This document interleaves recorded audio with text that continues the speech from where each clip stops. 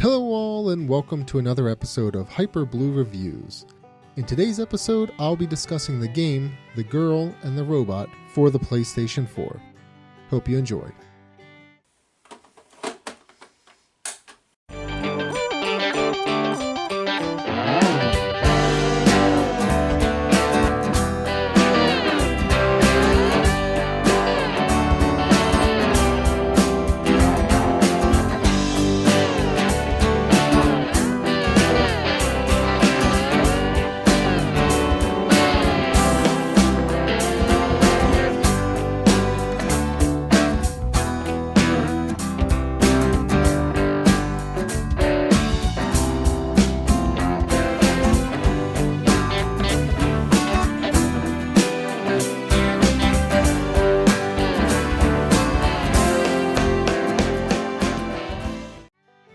Action platformers are a favorite genre of mine.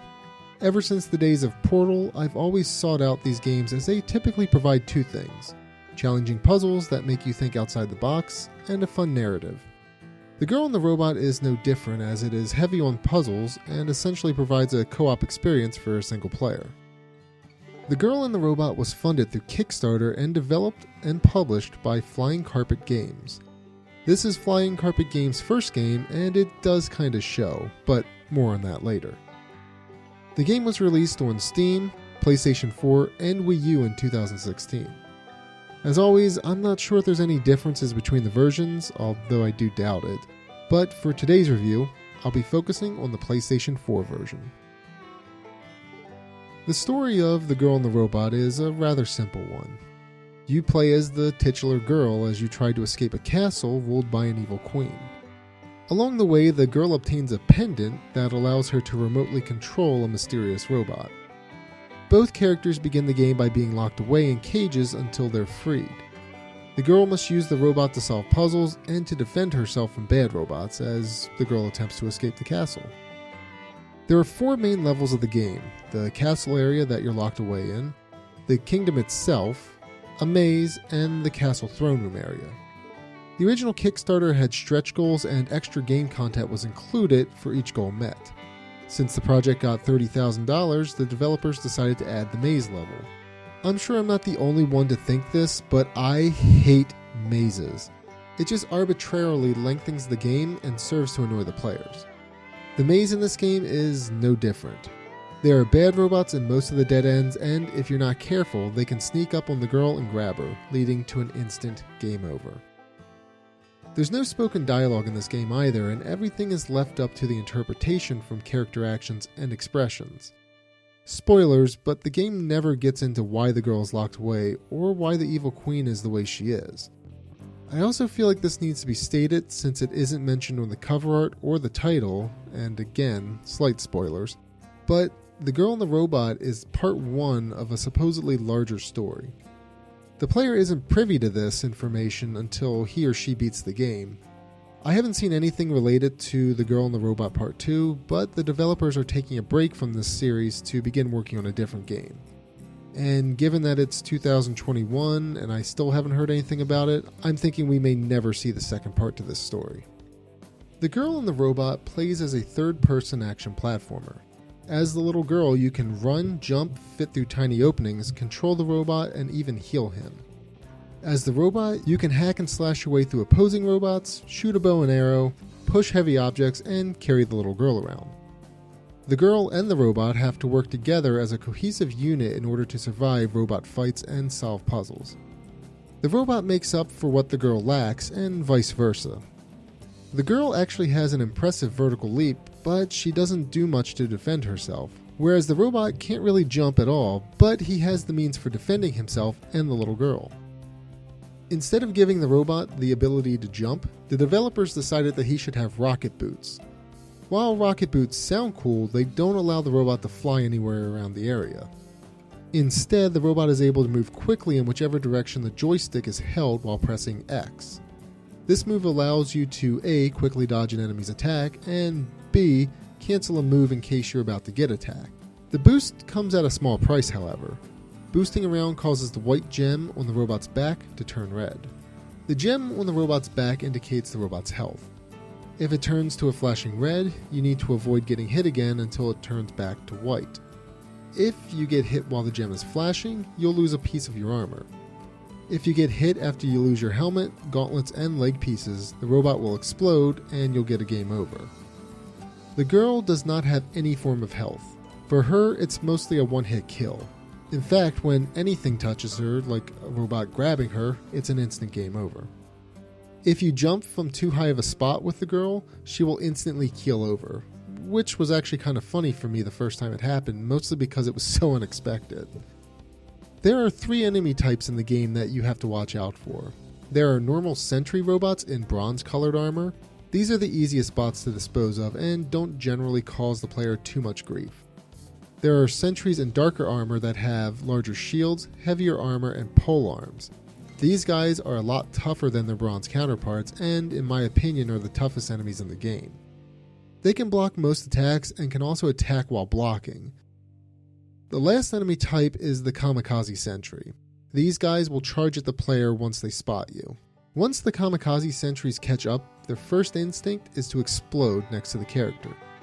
Most enemies only take a few hits to defeat, with the exception of the heavy armor sentries. To add to the threat, the player needs to be careful as all of the sentries explode when defeated. The explosion will damage the player, but on the bright side it also damages enemy sentries, so use this to your advantage. There are 3 different types of attacks that the robot can perform: a sword swipe combo, attack with a bow and arrow, and a back attack. The back attack is an instant KO for all enemies, but it can only be performed by approaching an enemy from behind, which normally only occurs if you sneak up on the sentry, but you can do it if you manage to get behind one while fighting. The main characters can run by pressing the square button. The characters move very quick, and I noticed that they tend to drift while running. This is an issue when you're running on tight platforms because the characters tend to drift closer to the edges when you don't intend for them to. The girl and the robot is a very short experience, and a player can beat it within 4 to 5 hours. In fact, the game can be beaten probably closer to the 4-hour mark if the player isn't interested in achievements or trophies. The puzzles in the game range from simple to slightly moderate difficulty, and I say that because I never really had too many issues when trying to figure things out. As I mentioned earlier about seeking out action platformers for challenging puzzles, the girl and the robot's puzzles don't necessarily fall within the think outside the box category, but they are a bit challenging and take a bit of thought to solve. The only areas I had trouble in were the maze section and the final section of the game. There are actually 3 different mazes within the maze section, and like I said before, I hate mazes, so one would have been more than enough. The main issue I have with the maze section is the position of the enemy sentries. Sometimes the sentries are located in areas that the robot can't go, and they're stationed right near the opening that the little girl has to go through. I got a few instant game overs while I had to switch to the girl to access new areas. You can snipe the enemies from up high, but you can't always see the enemies from the high vantage point. The final section of the game was a bit of an issue for me as well because nothing was really called out that well. There's a castle that is surrounded by water, and it's apparently shallow enough for the robot to walk in. This is the first occurrence in the game where you're allowed to go in the water, so it led to a bit of confusion on my part. I spent a lot of time looking for ways to enter that castle as the robot, only to find out that I can go in the water and access an area that I thought was inaccessible. There are 2 boss fights in the game, and both feature the Evil Queen. The first fight is against the Evil Queen and her doppelganger sentry. The evil sentry is invincible, so fighting him head-on just leads to failure. The main fight takes place between the little girl and the Evil Queen herself. You have to avoid the Evil Queen and lead her to a path where you can fire a cannon at her. That being said, activating the cannon does not actually freeze the Evil Queen in place, so you have to be quick to fire as the Evil Queen moves pretty fast. If the Evil Queen catches the girl, then it's an instant game over. Once you shoot the Evil Queen, it freezes her and the sentry, and you're able to get a few swings of your sword on the sentry. Repeat 3 times and you win the match. The second fight takes place in the throne room on a bunch of changing platforms. The platforms change once you hit the Evil Queen. You have to locate an isolated area for the girl to stand on and map out the best path for the robot to take to attack the Evil Queen. There are more evil sentries here that get in your way and attempt to knock your robot off, so you have to be careful. Again, hit the evil queen 3 times and you win. The second fight is honestly much easier than the first one, given that the evil queen doesn't really move around much. The platforming in The Girl and the Robot feels a bit lacking throughout the game. This isn't Super Mario, so there isn't much running and jumping over huge gaps. In fact, there aren't really many gaps to jump over at all. The fighting seems kind of shoehorned in as well. There's really not a lot of strategy here, you just hack away at the enemies and hope for the best. There are situations where the player is faced with attacking a large group of robots at once, and these fights tend to be a pain because there's no way to block once you start getting wailed on. It's situations like this where you realize that you die pretty quickly in this game. You normally get auto-saved right before a fight, but it's still pretty annoying to have to restart constantly. The art style of The Girl and the Robot is pretty unique. It looks like it's a hand-painted art style, and I honestly think it looks pretty nice. And I have to say the music is enjoyable as well. It probably won't be remembered as a classic video game soundtrack, but it is fitting for this game. The PlayStation version that I purchased actually came with a soundtrack, so that's pretty neat. Like I mentioned earlier, there's no spoken dialogue in the game. It's sometimes hard to understand what's going on, but the player should be able to infer things pretty easily given the character's actions and expressions. Again, the fact that The Girl and the Robot ends on a cliffhanger was a bit of a surprise for me. There's nothing to indicate this throughout the game, and the game ends pretty abruptly as well. There's not even a mention of a part 1 or anything like that on the cover art either. I was honestly hoping that the game would answer a few of the questions that I had about the story, but unfortunately it didn't. Hopefully we do see a follow-up to address what happened here, but given that it's already been like 5 years since this game was released, I don't have high hopes. One interesting fact about The Girl and the Robot is that it actually has been made into a card game. If you go to flyingcarpetsgames.com, you can see that they created a card game based on the video game. All in all though, even though there were a few things that I didn't enjoy about the gameplay, I did enjoy the overall experience of the game. The combat felt a bit lackluster, but with a little polishing, I think Flying Carpet Games has something good on their hands, and I do hope that we eventually get a part 2 to continue the story.